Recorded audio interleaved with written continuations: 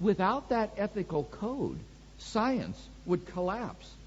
Recently, in the United States, for example, there have been a rash of incidents which have called into question this ethical code. Graduate students have been discovered to have plagiarized portions of their doctoral dissertation in order to get their degree. And certain scientists have even fudged their data in order to get government grants for their research.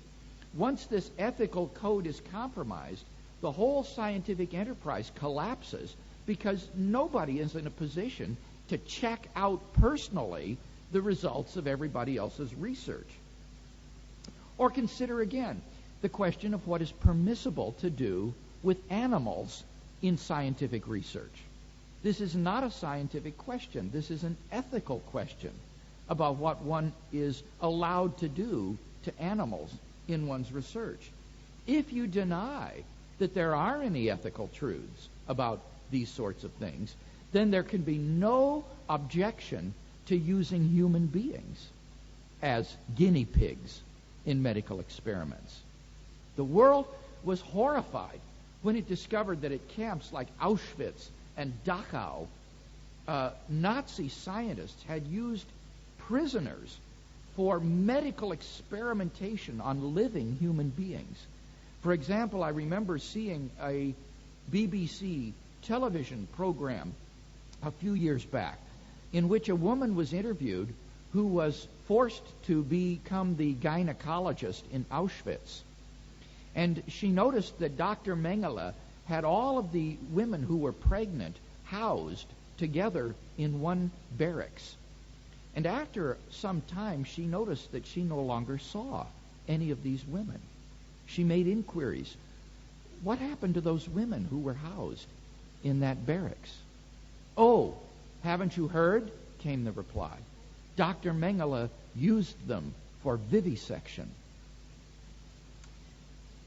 From a scientific point of view, there is no moral objection to this. How can you show the Nazi scientists scientifically that what they were doing was wrong? What experiments could you perform? What data could you gather to show that this is immoral? Moral values cannot be found in a test tube. And thus, the point is that ethical truths do exist. I think we all recognize this. And yet, ethical truths cannot be proven scientifically. Secondly, aesthetics. Like the good, the beautiful also cannot be determined by the scientific method. Imagine, for example, viewing a beautiful sunset from a mountaintop vista. Scientifically, you could give a description of that scene in terms of the refraction of the sun's rays through the dust and the atmosphere. You could give a description of the plate tectonics which resulted in the mountain building geological processes causing the upheaval of the hills on which you sit. You could give a scientific classification of the flora and the fauna that inhabit the mountainside. And yet this scientific description would completely leave out of account any notion of the aesthetic qualities of that scene, of the beauty of that sunset that is before you. And yet, think of how important this aesthetic intuition is in the life of mankind. The whole artistic impulse of man depends upon this aesthetic impulse. Music, painting, sculpture, film, poetry, literature, and so on and so forth. Try to imagine, if you can, a world devoid of aesthetic intuitions. That would be the scientific world. And yet, even scientists themselves cannot avoid making aesthetic judgments in their work. Very often, you will hear the mathematical equations of a theory described as elegant or beautiful. Indeed, some scientific theorists actually propose beauty as one of the major tests for the truth of a scientific theory. There are aesthetic truths, and we all know it. There is a difference between the ceiling in the Sistine Chapel and the ceiling in my house. And yet this whole realm of the aesthetic is closed to the scientific method and to scientific proof. Number 3, metaphysics. There are truths about the nature of reality which we all accept and are rational in doing so, and yet which cannot be proven scientifically. For example, how do you know that you are not a brain in a vat?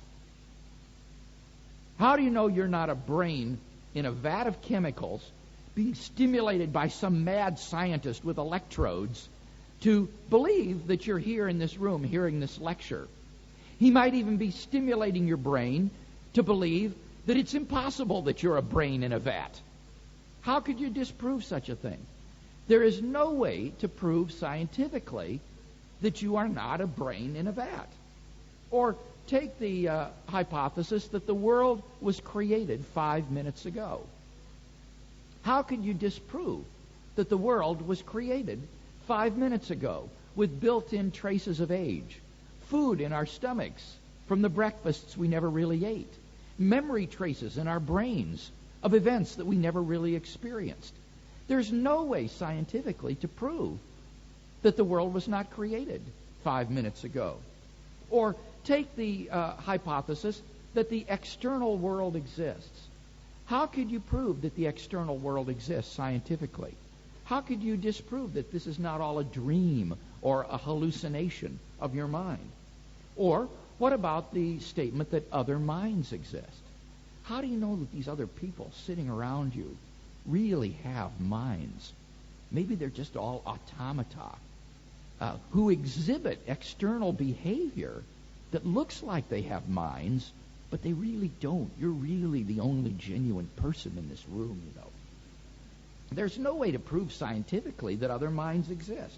Now, you might say at this point, well, these are only ideas that some crack-brained philosopher would entertain. But then you'd be missing the point. I'm not suggesting that these hypotheses are really true or that you should be doubtful about these things. Of course the external world exists. Of course you're not a brain in a vat. You'd have to be crazy to think that the world was created 5 minutes ago.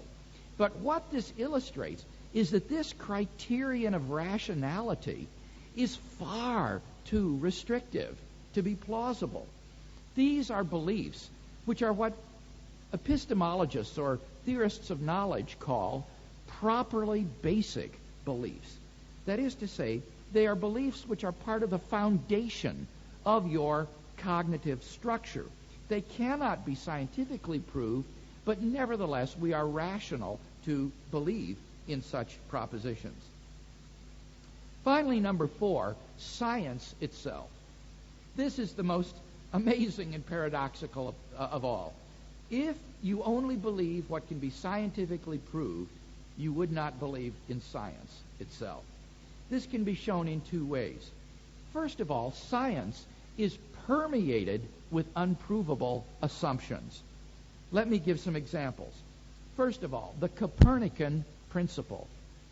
The Copernican principle states that we occupy no special place in the cosmos, that our vantage point in the cosmos is typical of what you would see from any other position in the universe. The Copernican principle underlies all of modern astronomy and astrophysics. Otherwise, you would never know that the distant galaxies, for example, might not operate under totally different laws of nature than the laws that we perceive here. And thus we must assume the Copernican principle. And yet this principle is strictly unprovable scientifically. We just have to make this assumption. Second example, the continuum hypothesis. According to the continuum hypothesis, between any 2 points, there is always another point. Between any 2 points, there is always another point.